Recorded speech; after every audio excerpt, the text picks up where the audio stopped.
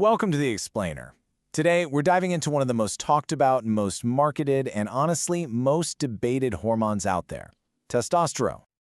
You hear it all the time, right? On one hand, it's pitched as the secret to eternal youth, the key to vitality.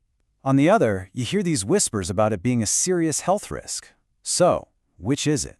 What's the real deal behind this incredibly powerful molecule? There's just so much hype and, frankly, a lot of confusion around what people are calling low T.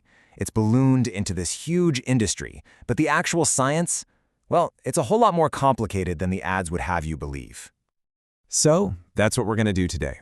We are going to cut right through all that noise. We're going to look at what the research says about both the promise and, the peril of testosterone, so you can really get a handle on the trade-offs involved. Okay, so let's start at square one. What exactly is this power hormone, and what is it doing inside our bodies? All right, first things first, let's bust a huge myth. Testosterone is not just a guy thing, not at all. It is an absolutely critical steroid hormone for both men and women. It's essential for things like libido, keeping our bones strong, maintaining muscle mass, and even regulating our mood. Now, women do produce a lot less of it, but it's still vital for their health too. Now, for men, production really hits its peak in the early 20s. But then, right around age 30, it starts this slow, steady, and totally natural decline. We're talking about 1 to 2% per year. And it's that gradual drop that really sets the stage for why testosterone therapy becomes a topic of conversation for so many people as they age. And here's a really important detail. It's not just about testosterone itself. See, in certain parts of the body, like your prostate and hair follicles, the body converts it into an even more powerful hormone called DHT. And this is crucial because DHT is the real driver behind some of testosterone's most well-known effects, including some of the ones people aren't so keen on, like male pattern baldness. So, with that background, let's flip the coin and look at the promise side of things. Why are so many people drawn to this? Well, it's because the benefits, when you look at the research, are very real and, let's be honest, pretty appealing. I mean, look at this. Clinical studies have shown that for men who truly have low levels, therapy can make a huge difference. We're talking about a better sex drive, more muscle, a boost in mood, and just a general sense of well-being, and even stronger bones. These aren't small things, they're major quality of life improvements. And some of these benefits are incredibly specific. For instance, the impact on body composition is something we can actually measure. One massive genetic study found that having higher testosterone levels throughout your life was directly linked to an almost 2% drop in body fat. That's a pretty significant metabolic plus. Okay, but this is where the story takes a very sharp turn, because those same huge genetic studies that show us all the good stuff, they also pull back the curtain on a much darker side, revealing some really serious long-term risks.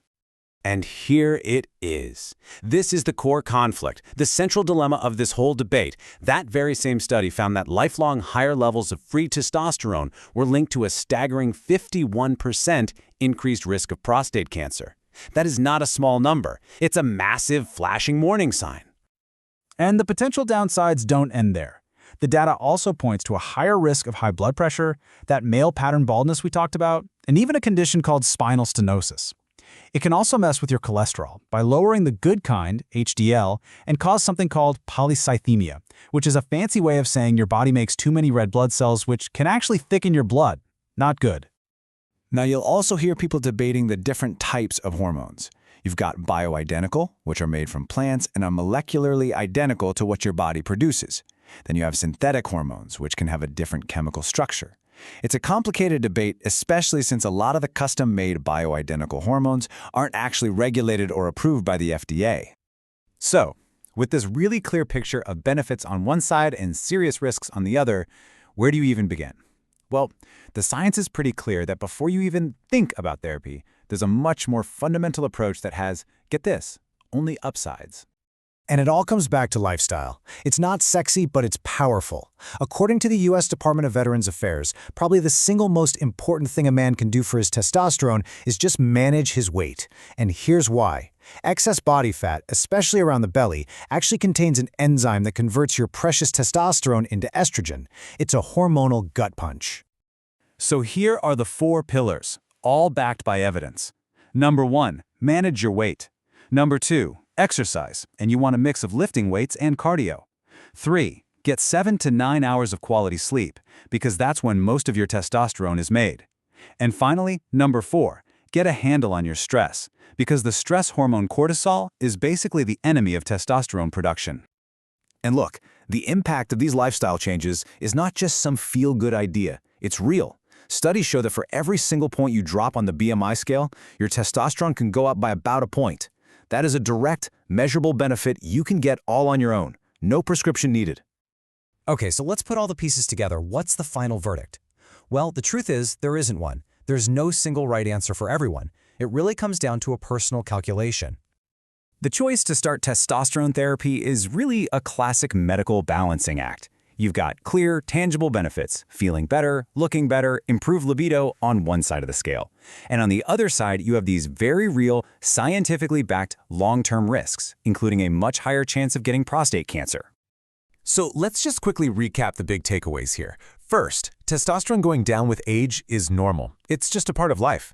Second, therapy definitely offers real benefits for things like body fat and sex drive.